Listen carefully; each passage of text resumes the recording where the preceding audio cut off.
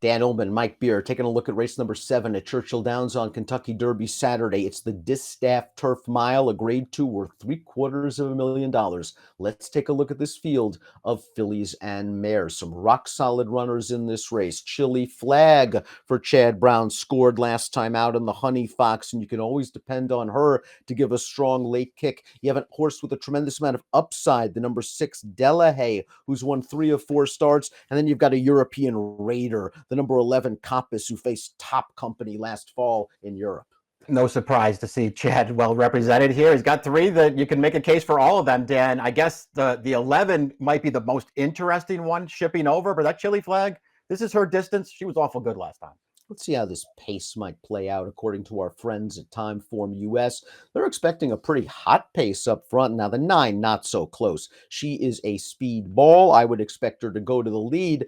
Heavenly Sunday, according to our colleague Marcus Hirsch, who talked to Brad Cox, said Brad's leaning heavily to running Heavenly Sunday in Friday's Modesty. So maybe that takes some of the pace out. And AG Bullet, the stretch-out sprinter, is also cross-entered in a race on Friday. You take those 2 horses out, this pace changes drastically. That's a very good point. So you definitely want to wait for scratches and see how it shakes out. Not so close, might be on the lead either way, but she'd have a much easier time of it if the 1 and the 8 elect not to run here.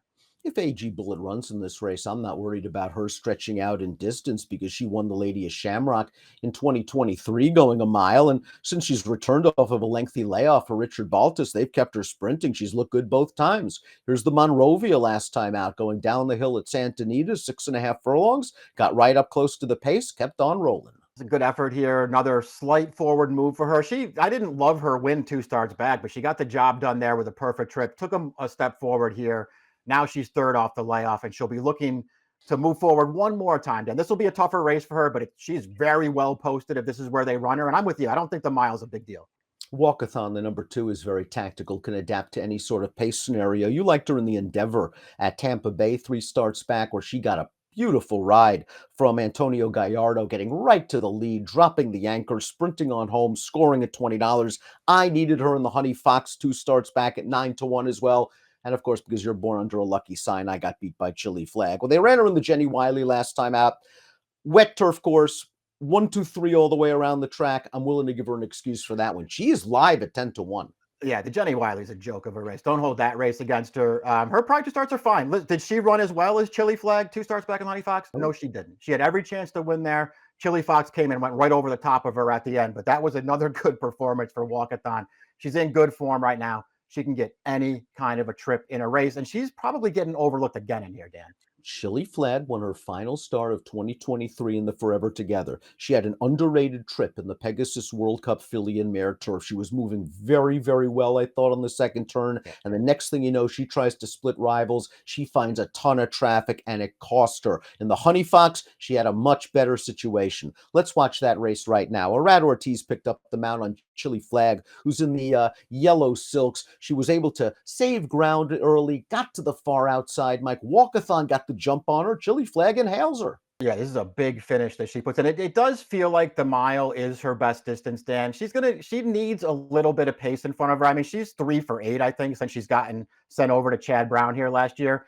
But she's been compromised several times and ran really good races in some of those defeats, including, as you've already pointed out, the Pegasus World Cup turf.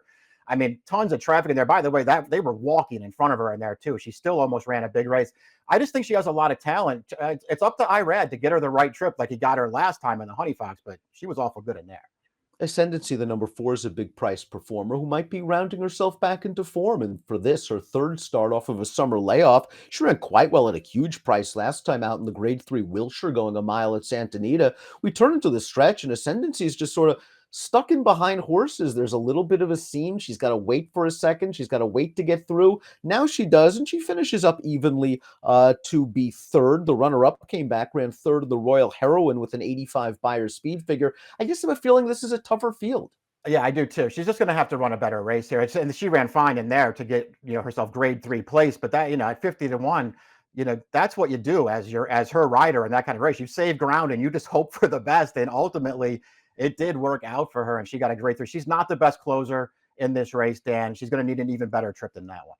Cairo Consort, the number 5, comes into this race off of a victory for Todd Pletcher, Rapoli Stables and Company. It's the Sand Spring Stakes at Gulfstream. We take a look at Cairo Consort, who swings very wide, turning into the stretch, and then just utilizes her class. She was dropping out of several graded stakes races. The deal with Cairo Consort is she's very, very consistent, not only because she's hit the board in 11 of 15 lifetime starts, but it seems like she runs the same buyer more often than not, and that's in the mid 80s. I'm not sure it's good enough to win this. Yeah, it probably isn't. So we'll see if she's going to be able to up her game a little bit. But I'm with you on all the other stuff, though. But just very consistent. She can get any kind of a trip, so you don't have to really worry about whether the pace goes in front of her or not. She does have a pretty strong kick when she's in the clear and things set up her way. I mean, I'm not a huge fan of hers. I don't hate her in this race, but I'm probably not betting her either. Delahaye gets the class quiz. Thus far, the ability has been there. She just missed in her career debut, and since then has risen through the ranks for Chad Brown, winning 3 in a row, including a little stake at the Fairgrounds where she beat 3 next out winners. One of them won a stake at Aqueduct with a 90 buyer. She's gotten 3 really good trips in a row, and those 3 wins, Dan. But that's to her advantage. She's got really handy speed. She can go to the lead if nobody else goes, but if somebody else wants it, that was sort of the case last time. She just sort of let Not So Close take it, sat right outside of that horse, easily overwhelmed her through the stretch, and she held on. I can't knock this horse. Does she have to improve one more time to beat this field? Probably, but would you be surprised if she did that? Not at all. I think she's got a tremendous amount of upside potential. And if there are scratches in here, she can lay up right close to the pace, as could Evie Jets if there's not a ton of pace. Although the argument could be made that she really found herself when they took her back off the pace and allowed her to make one run, is when she upset the field in the Ballston Spa at Saratoga 2 starts back. And then last time out, they really tested her in the Grade 1 First Lady. Here she is in the sort of purple silks angling off the inside. This pace was pretty solid that she was chasing, and she tries hard to finish third. Gina Romantica in Italian, either one of those fillies would be the favorite in this race. Yeah, she runs well in this race. This is a really good and I think well-deserved Grade 1 placing for this mare in this race. She's not good enough to go with those 2 horses, but she will gamely hold on for third in this race. She just got really good last year, Dan. I think we would be remiss if we didn't point out in the Boston Spa 2 back that she got the perfect trip in there to get through, and there were a bunch of horses behind her that got totally skunked. So maybe she wouldn't have won that day, but you can't take it away from her.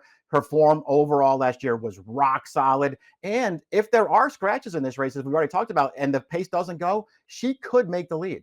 And she's run well fresh. She won the Plenty of Grace off the layoff to kick off her 2023 campaign. Heavenly Sunday is one of the horses cross-centered, might be leaning heavily towards the Modesty on Friday. If she runs here, this distance might be better for her. She's going to be close to the pace wherever she runs. I'd like her better in this race if they decided to run her here than the one on Friday, Dan, but it feels like they're going to lean the other way. If she runs here, I think she's a major player.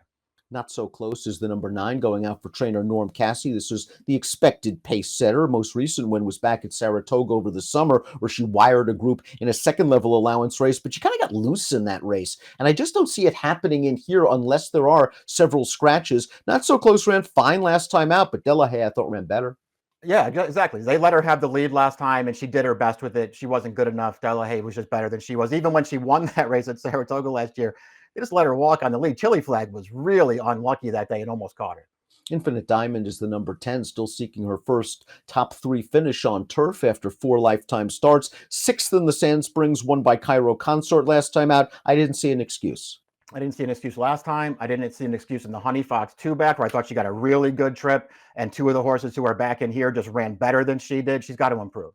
Coppice goes out for Chad Brown. Frankie Dettori, the number 11, making her North American debut. We haven't seen her since the fall when she ran in the Group 1 Sun Chariot Stakes. And what a Sun Chariot Stakes it was. The winner of that race is Superstar, that came back to win the Breeders' Cup Filly and Mare Turf. The runner-up has since come back to win a listed stake in France. And this horse acquitted herself just fine. She wasn't going to finish with those horses, but it was a solid effort.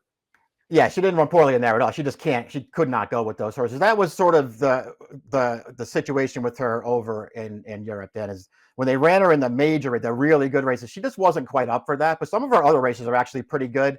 If I'm being honest, when they dropped her to get the win 2 starts back, I thought she ran okay in that race, but I wasn't blown away by it. I wonder how good she is. I get that this is a good spot for her. I do think she wants firm turf. That's probably why she's here. But I don't think I would take too short a price on this filly.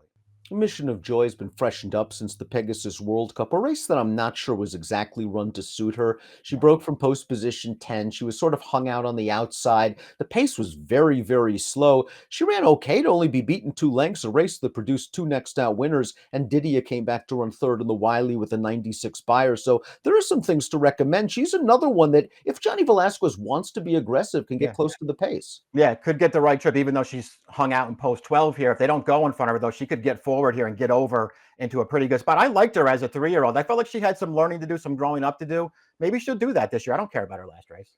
Let's take a look at our top selections for the Distaff Turf Mile. You're going with Chili Flag on top. That was an explosive late kick last time out. You're going Chad Chad. She just needs a trip in this race. I did put the 11 second in here. I'm not really sold on that horse, but I have her in there. I'm really interested to see if Irad can get the right trip for Chili Flag because I think she's good. I'm curious to see if Evie Jets can continue to improve as she gets older. She'll be making her 6-year-old debut. And yes, she did have a perfect trip in the Boston Spa. She has to prove herself against these kind of horses, but I do think the price is going to be right. The brown horses are logical. The 12 is somewhat interesting to me. I thought maybe that trip didn't exactly work out for her. Of the price horses, she's one that I'd like to focus in on. 311.72 for Mike, 711.312 for me, and the Distaff Turf Mile on Derby Day Saturday. Good luck.